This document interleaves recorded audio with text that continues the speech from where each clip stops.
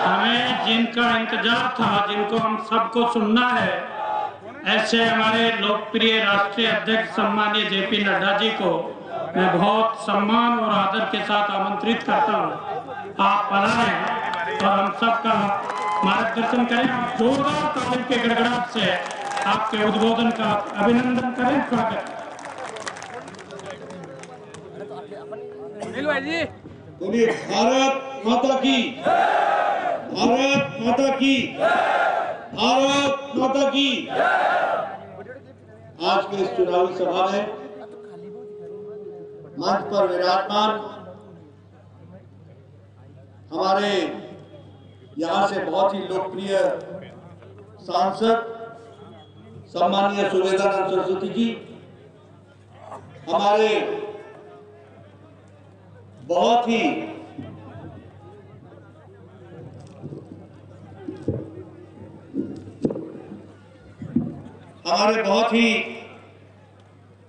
मेधावी, कर्मठ और संवेदनशील हमारे प्रत्याशी सम्मानीय गजानन कुमावत जी,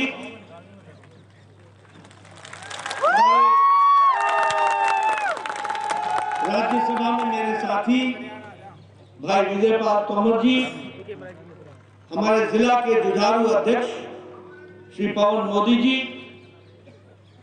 श्री कुमार जी लकोटिया जी, बलवंत सिंह जी, श्रीमती मधु कुमावत जी प्रदेश मंत्री, और हमारे हरिराम जी यहाँ सम्मानित मंच, और इतनी बड़ी संख्या में यहाँ पर एकत्र आए देवी और सज्जनों और मेरे नौजवान युवा साथी, मीडिया और प्रिंट मीडिया और इलेक्ट्रॉनिक मीडिया के मेरे साथी। सबसे पहले तो जब मैं यहाँ इस पावन धरती पर आया हूँ, जो मेरा सौभाग्य है, मैं सबसे पहले तो बाबा बालीनाथ मंदिर को नमन करता हूँ और उनका आशीर्वाद लेता हूँ। मैं खाटू श्याम मंदिर को भी और करणी माता को भी नमन करते हुए, समस्त देवी देवताओं को नमन करते हुए अपनी बात को प्रारंभ करता हूं। मैं बैठा बैठा देख रहा था, जब सुवेदानंद जी ने गजानन जी का नाम लिया, तो जो आप लोगों ने जिस जोश के साथ तालियों की गड़गड़ाहट की,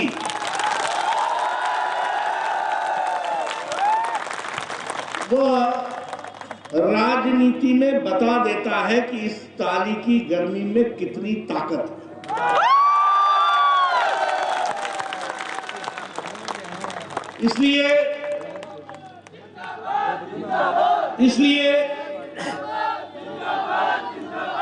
आप लोगों ने गजानन जी को 25 तारीख को कमल के बटन पर दबाकर आपने इन्हें जयपुर भेजने का निर्णय ले लिया है।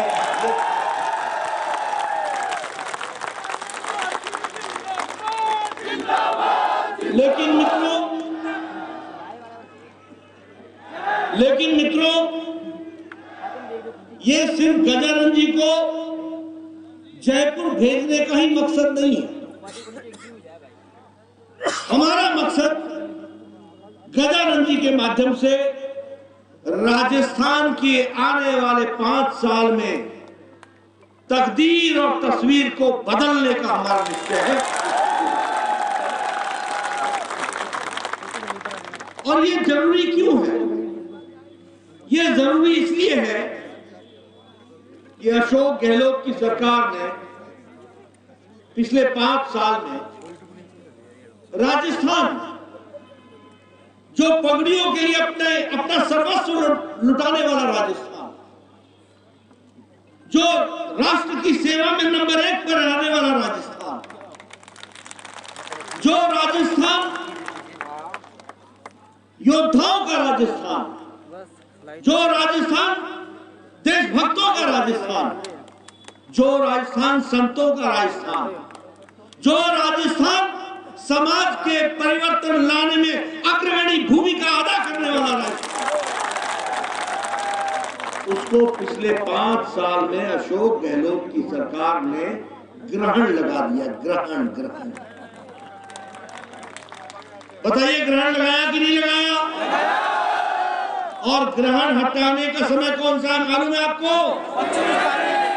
25 तारीख को ग्रहण हटा देना और गजानन को जयपुर भेजना। इस बात को आपको मैं सिर्फ ग्रहण लगाने की बात नहीं कहता। मैं सिर्फ ग्रहण लगाने की बात नहीं कहता।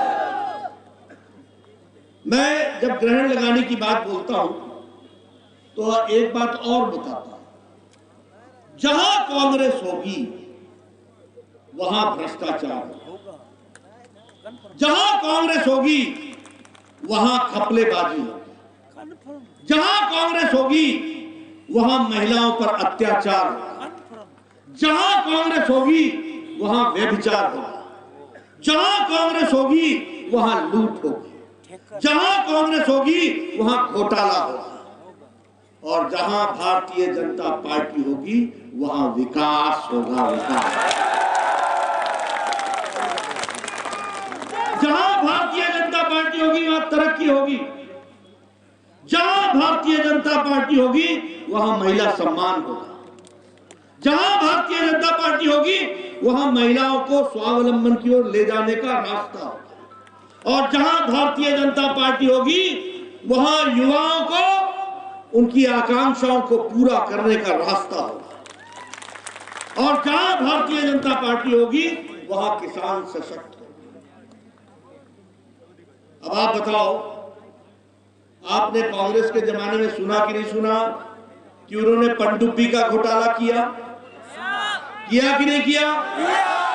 आप बताओ, उन्होंने हेलीकॉप्टर का घोटाला किया कि नहीं किया? आप बताओ, उन्होंने 2G का घोटाला किया कि नहीं किया? आप बताओ, उन्होंने कोयला का घोटाला किया कि नहीं किया? आप बताओ, उन्होंने चावल का घोटाला किया कि नहीं किया? मतलब कांग्रेस ने न गगन छोड़ा, न समुद्र छोड़ा, न पाताल छोड़ा, न धरती छोड़ी, कोई को नहीं छोड़ा। सब जगह घोटाले पे घोटाला कांग्रेस ने किया। आप बताओ, गहलोत सरकार में भ्रष्टाचार हुआ कि नहीं हुआ? आप बताओ, महिलाओं का उत्पीड़न हुआ कि नहीं हुआ? आप बताओ, किसानों को धोखा मिला कि नहीं मिला? आप बताओ, युवाओं को साथ धोखा करके पेपर लीक किया कि नहीं किया? आप बताओ, धार्मिक तुष्टीकरण का काम इस गहलोत सरकार ने किया कि नहीं किया? मित्रों, जब मैं भ्रष्टाचार की बात बोलता हूं तो गहलोत सरकार ने तो वृद्धा पेंशन में भी घोटाला कर दिया।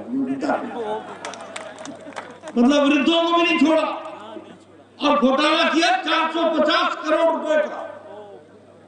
इसका भाई, अशोक गहलोत का भाई, किसानों की सब्सिडी वाले फर्टिलाइजर को एक्सपोर्ट कर दिया।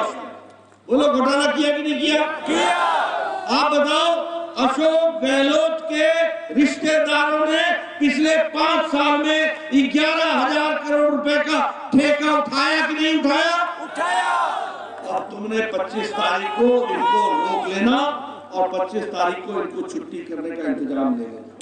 हो गई छुट्टी मित्रों, हो गई छुट्टी। यहाँ मेरी बहनें बैठी, माताएं बैठी, आज दुख के साथ कहना, जो राजस्थान संस्कारों के लिए जाना जाता था, जो राजस्थान शांति के लिए जाना जाता था, आज वहां बलात्कार में राजस्थान नंबर 1 पर, नेशनल क्राइम रिकॉर्ड ब्यूरो में राजस्थान नंबर 1 पर। अभी दौसा की घटना घटी, एक पुलिसकर्मी ने 4 साल की बच्ची के साथ बलात्कार। क्या घटना सुनने को मिलती है? महिलाओं के साथ बलात्कार करके भट्टी में डालना, महिलाओं के ऊपर तेजाब फेंकना। बोलो, ऐसा राजस्थान देखना चाहते हो क्या? अगर नहीं देखना चाहते हो तो गहलोत को घर बचाने का इंतजाम करो, इसकी चिंता करो। आप चूरू की घटना भूल गए क्या? आप प्रतापगढ़ की घटना भूल गए क्या? भूले, आप अलवर की घटना भूल गए क्या? नहीं भूले, आप बाड़मेर की घटना भूल गए क्या? आप भीलवाड़ा की घटना भूल गए क्या? आप अलवर की घटना भूल गए क्या? नहीं भूले। इन सारी घटनाओं का बदला लेने का दिन है 25 नवंबर। 25 नवंबर। जिंदाबाद जिंदाबाद मित्रों, बताओ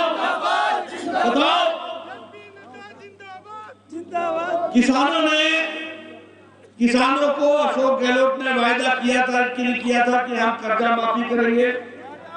किया था कि नहीं किया था? किया था, किया था कि नहीं किया था?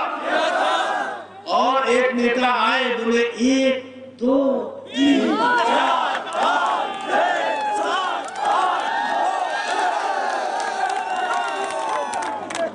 अब इनको आपने 25 तारीख को क्या करना है? ये 10 गिनने वाले क्या होते हैं मालूम है ना? 10 नंबरी। आज 19,400 किसानों की भूमि कुर्क हो गई। 19,400 किसान। इनसे बदला लेना है कि नहीं लेना है? लेने का तरीका एक ही है, और वो है कि आप इनको घर बैठाइए और गजानंद को जिताइए। मित्रों, धार्मिक उन्माद की बात करें। कभी सोचा था कि राजस्थान की धरती पर ये नारे लगेंगे, सब तन से जुदा, सब तन से जुदा? कन्हैयालाल की घटना भूल रहे क्या? नहीं भूले, याद है? याद है। ये कैसा प्रदेश हो गया? रामनवमी को हम शोभा यात्रा नहीं निकाल सकते, जुलूस नहीं निकाल सकते, कांवड़ यात्रा नहीं निकाल सकते, और एक तरफ पीएफआई जो बैंक संगठन है उसको जुलूस निकालने का और भाषण देने का अधिकार मिलता है। ऐसी सरकार को रहने देना क्या? आपको याद है ना, राम का मंदिर टूटा? आपको याद है ना, 300 साल का शिव जी का महाराज का मंदिर टूटा? याद है आपको? टूटा, बुलडोजर चला कि नहीं चला? चला। आपने 25 तारीख को बुलडोजर चला देना और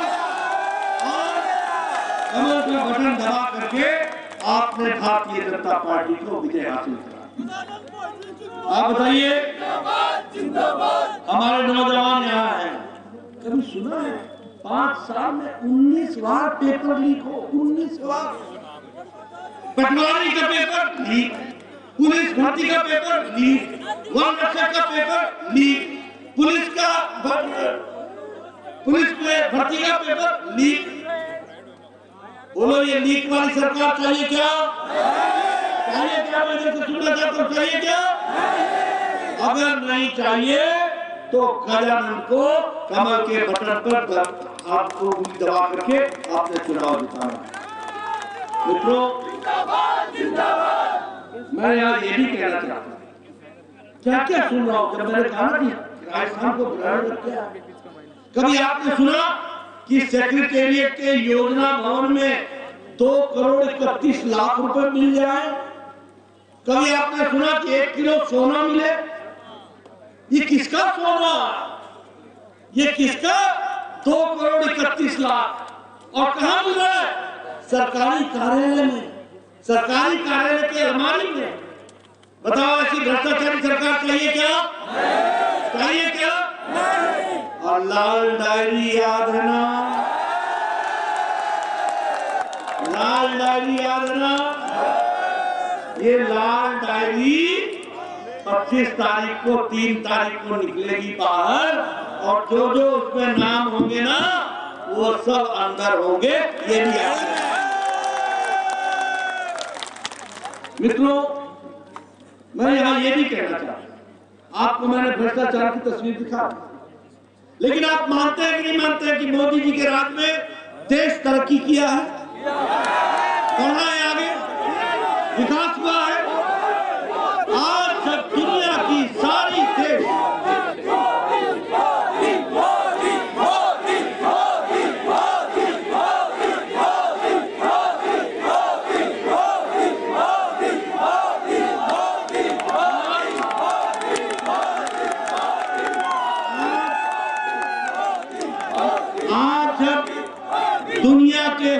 देश कोरोना की मार के बाद और यूक्रेन के युद्ध के बाद सभी देशों की आर्थिक व्यवस्था लड़खड़ा गई। क्या अमेरिका, क्या ऑस्ट्रेलिया, क्या जापान, क्या यूरोप, क्या रशिया, सबकी अर्थव्यवस्था लड़खड़ा गई। लेकिन मोदी जी के नेतृत्व में भारत ने 11वें नंबर से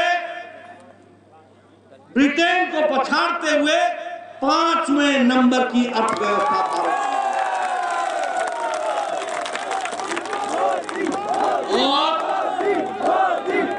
और अभी आपने गजानंद को जिताना है, अगले साल 24 में फिर से मोदी लाना है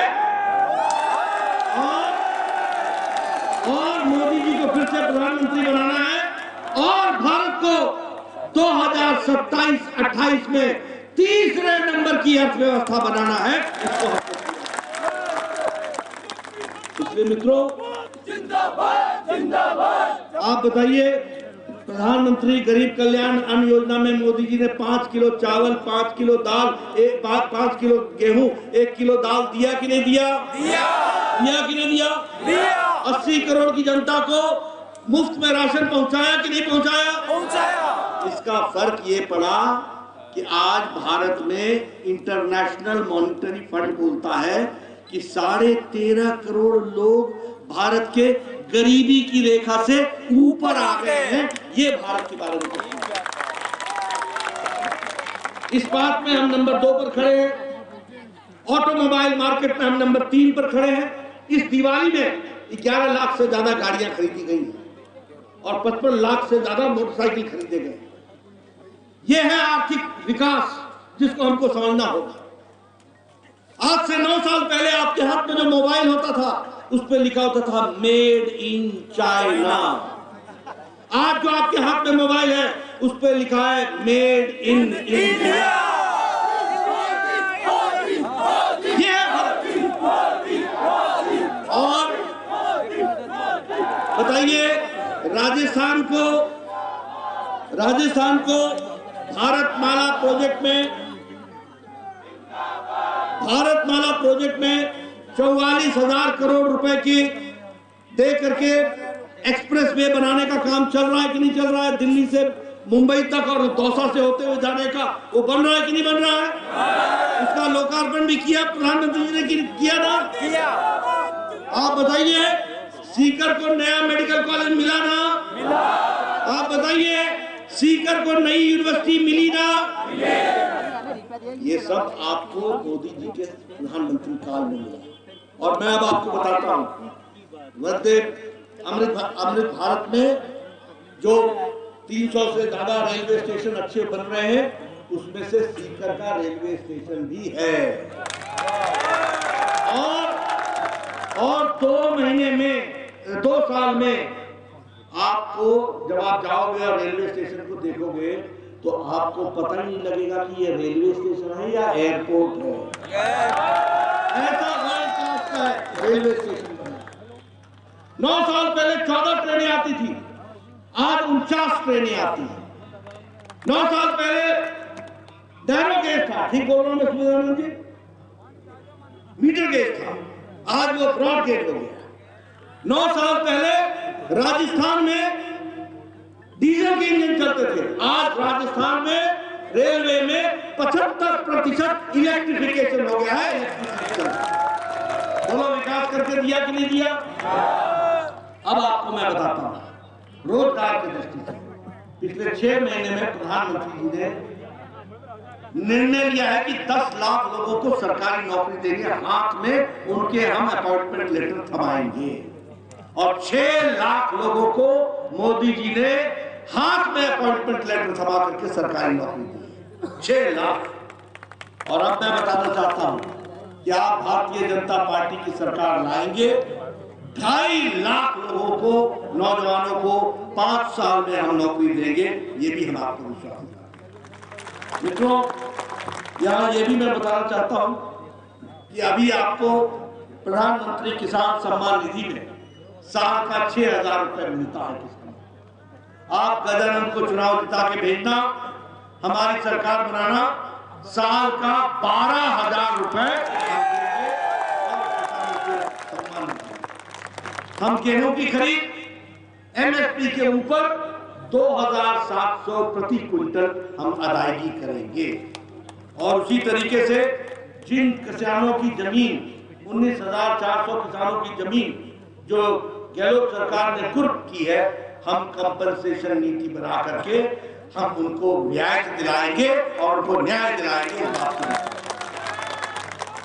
किसान भाई एक बात और सुन लेना, आज गहलोत सरकार की भ्रष्टाचारी सरकार गुजरात में पेट्रोल और डीजल 100 रुपए से नीचे है और यहां 100 रुपए से ऊपर है।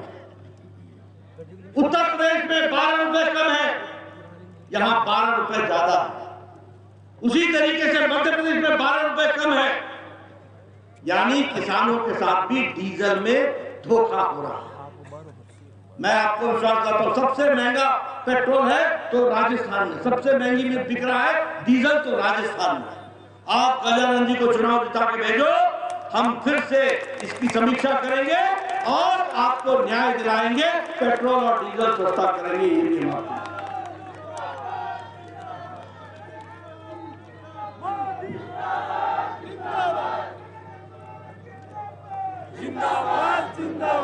एक बात और बताना चाहता हूं, हमारी माताएं बैठी हैं, हमारी बच्ची जब अब हमारी सरकार आएगी उसके बाद जो भी बच्ची पैदा होगी गरीब परिवार में, उनको हम 2 लाख रुपए का उसके नाम पर हम बॉन्ड भरेंगे। और जब बच्ची 6ठी में पहुंच जाएगी तो उसको 6,000 रुपए साल का देंगे। जब वो 8वीं में पहुंचेगी तो 8,000 रुपए उसको साल का देंगे। जब वो 10वीं में पहुंच जाएगी तो उसको 12,000 रुपए साल का देंगे। और जब वो कॉलेज में जाएगी तो उसको 50,000 रुपए देंगे। और जब वो 21 साल की हो जाएगी तो उसको 1 लाख रुपए उसके नाम पर जमा करेंगे। और ये पढ़ने वाली बच्चियां जो मेरिटोरियस होंगी उनको हम मुफ्त में स्कूटी भी देंगे ताकि वो कॉलेज जा सके, पढ़ सके और आगे बढ़े। और जो गरीब बच्चे होंगे, आर्थिक दृष्टि से किसी भी जाति के होंगे, उनको 1,200 रुपए साल का देंगे ताकि वो अपने यूनिफॉर्म खरीद सके और पुस्तक और पुस्तिका खरीद सके। इसकी हम व्यवस्था करेंगे। और इसके साथ साथ बहनों के लिए प्रति सिलेंडर पर 450 रुपए की सब्सिडी दी जाएगी गैस के सिलेंडर पर। इसको हम मित्रों, जहां तक न्याय का सवाल है, जिन लोगों ने भी भ्रष्टाचार किया है, वो माइनिंग में किया हो, वो फर्टिलाइजर में किया हो, वो मिड डे मील में किया हो, वो वृद्धा पेंशन में घोटाला किया हो, जिन लोगों ने भी घोटाला किया है, पेपर लीक का घोटाला हुआ हो, हम एक एसआईटी बैठाएंगे और जो लोग इसमें जिम्मेवार हैं उनको जेल के पीछे डालेंगे। इस पर भी हम और ये प्रधानमंत्री गरीब कल्याण अन्न योजना 5 किलो गेहूं या 5 किलो चावल, 1 किलो दाल अगले 5 साल तक आपको मुफ्त में मिलती रहेगी। इसकी भी हम चिंता करें। और हम ये भी आपको बताना चाहते हैं कि अगर भारतीय जनता पार्टी जैसा आपका आशीर्वाद मिलेगा तो हम दाता रामगढ़ में यमुना का पानी भी लेकर के आएंगे।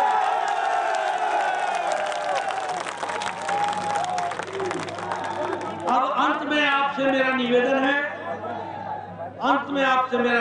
है, कि आप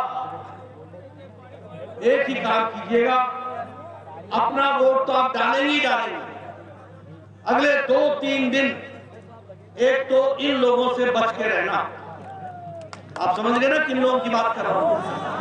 समझ गए ना? समझ गए। ये बड़ा जादूगर, बाजीगर, ये सब काम जानते हैं।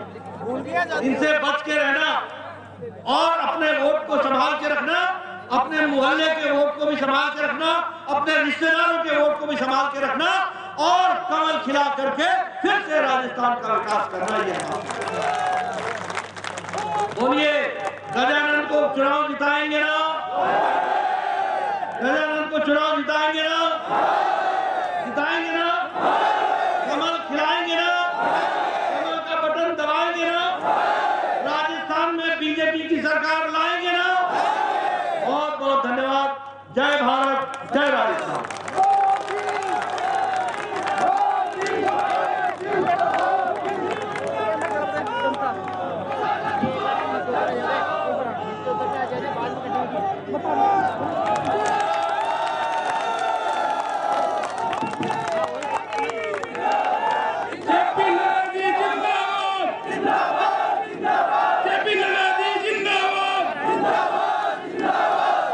मोदी जिंदाबाद, भारत माता की, भारतीय जनता पार्टी, जेपी नड्डा जिंदाबाद,